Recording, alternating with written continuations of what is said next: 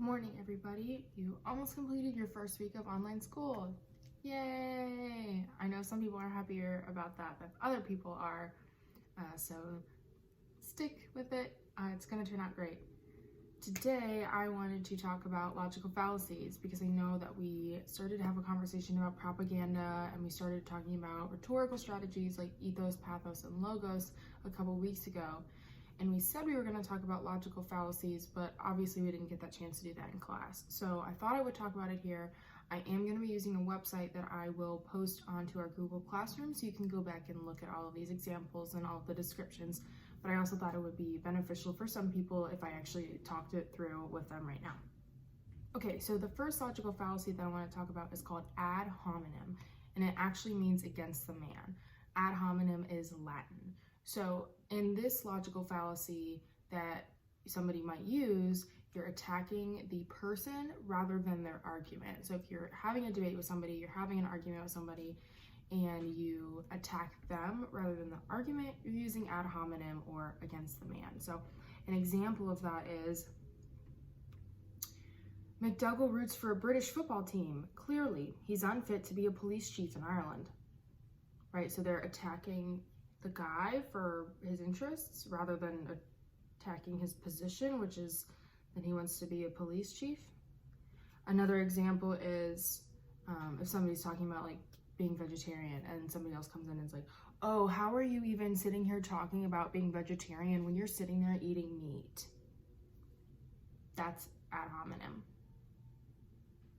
Okay, so the second argument that I want to talk about is the straw man argument. And essentially you attack your opponent's exaggerated version of their argument instead of the argument itself. So what does this look like? One of the examples that the website that I'm going to show you gives is, the senator thinks we can solve all our ecological problems by driving a Prius. Is it really likely that this person wants to solve all your ecological problems with a Prius? No, probably not. Most likely they want to solve ecological problems with many other things, but they're saying, oh, well, Priuses are eco-friendly. So he's just saying that we can solve all our problems with a Prius. But by doing that, by saying, oh, we just solve everything with a Prius, you are trying to kind of downgrade their argument, make it sound stupid. Okay, the third logical argument that I want to talk about is called the appeal to ignorance. And essentially, you would say statements like, no one has ever been able to prove definitely that extraterrestrials don't exist, so they must. By saying, oh, since there's no definitive proof that this thing isn't real or that this thing didn't happen, it must have happened. And I can go the other way around too. So no one has ever been able to definitely prove that extraterrestrials do exist, so they must not be real. Right? That's basically the gist of it. What I talk about is the slippery slope argument. It is one of my favorites because it's so easy for us to fall into this trap, and it's really hard to get out of, and it's oftentimes a lot more difficult to recognize in other people when they're saying it in the moment. So the slippery slope argument is essentially taking your argument right here, like what is actually true, and then the person just kind of somehow manages to get from here all the way down to here to this other place in like a split second. So here's an example that the website gives. Your coach's policy is that no one can be a starter on game day if they miss practice. So if you miss basketball practice today, you won't be a starter in Friday's game. Then you won't be the first freshman to start on the varsity basketball team at our school. So you start from, oh, you missed practice, and ended up with, you're not going to be on the varsity team. And that doesn't connect, but it's a slippery slope. And number 4 is called the circular argument. This one's pretty simple. Essentially, you say, because A is B, B must be A. So one of the examples is, I know that driving over the speed limit is wrong because it's against the law, and it's against the law because it's wrong. So, but you're just using the fact that it's against the law to say that it's wrong, but you're using that it's wrong to say that's why it's against the law. So you're using A to defend B and using B to defend A. And you can't, it's like when somebody asks you for a definition of a word and they use that word in the definition. I still don't know what it is because you just used that word. Use a different word. So that's essentially what this one is too. The one that I want to talk about is called hasty generalizations. And, you know, we use generalizations all the time, like, oh, everybody does this, or we all do that, or sometimes people do this. So the hasty generalization takes that one step further and says that because there is not enough evidence, like all of these things must be true, right? So one of the examples that they give is people nowadays only vote with their emotions instead of their brains. So because they didn't say some people and they just said people, that's a hasty generalization, because that means that this person thinks that every single person who's voting is only using their emotion and not using their brain. Number 6, it's called a red herring. And actually, red herrings are also used in books, and they're basically used to distract you or to throw you off. So the example that this website gives is, my wife wants to talk about cleaning the garage, so I asked her what she wants to do with the patio furniture. Now she's shopping for new patio furniture and not asking me about the garage. So he didn't want her to talk about the garage or clean the garage, so he tried to distract his wife by saying, what do you want to do with the patio furniture? And then she started thinking about the patio furniture and not about the fact that she wanted to clean the garage. So if you're ever trying to distract somebody and you don't want them to think about what you're trying to talk about, you would use a red herring. Remember, this is the appeal to hypocrisy logical fallacy, and essentially this one is, well, I know I did this thing, but you did it too, and that makes your argument invalid. So you're appealing to the hypocrisy of the other person. Okay, so the example is, but Dad, I know you smoked when you were my age, so how can you tell me not to do it? So the child is saying, well, you did this thing when you were my age, so you can't tell me I can't do it.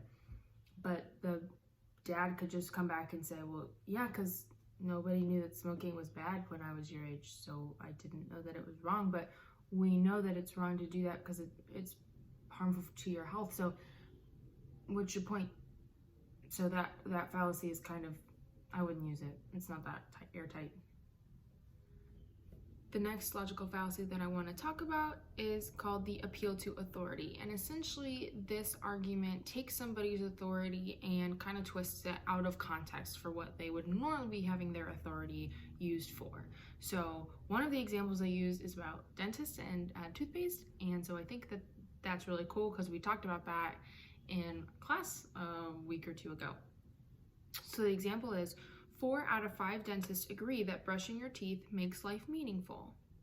Well, okay, so dentists might have authority over brushing your teeth and toothpaste, but they don't have any authority or expertise over the meaning of life. So when somebody says, oh, well, they agree it makes life meaningful, well, they don't have any authority to say that, so that's not a good argument. Okay, this next one is super important, and it is kind of a little bit scary too, so we need to watch out for this one. It's the appeal to pity, and it's also emotional manipulation. This one is actually used a lot.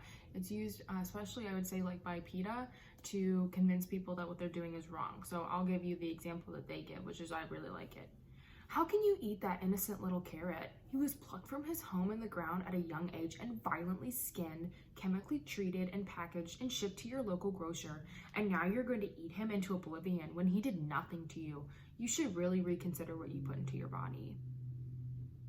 So they are making you feel bad for your decisions and trying to manipulate you by saying all these things. It's about a carrot.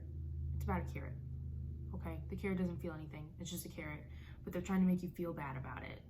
And that is appeal to pity. The last one that I want to talk about is one that we already know about, which is why I left it for last. It's the bandwagon fallacy. So this is just jumping on the bandwagon of something that is really popular because it's popular. So if everybody is wearing blue on Thursday because it's Spirit Week, you might want to jump on that bandwagon, because if you don't, you're going to be left out. Or one of the other examples is, almost everyone at my school will be at the party Friday night. It must be a popular thing to do. It's like you have to go at the party. And if you're like, well, I have to do this because everybody else is doing it. Well, yeah, that's your appeal to the bandwagon, that like, you know that this action is going to be perceived in a certain way as like the right thing or the popular thing. So that's how you convince people to do it.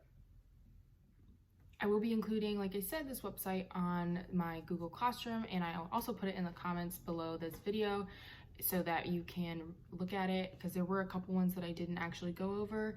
There are so many more logical fallacies though, but I think these ones are going to be the most important, especially when we are going into this time where we see all of these things in the media and presidential campaigns and things like that. These kind of logical fallacies are used all the time to manipulate you into voting a certain way or thinking a certain way. So it's important to know what they're called so that you can decide whether or not those arguments are valid or not, and what kind of logical fallacy that they're using.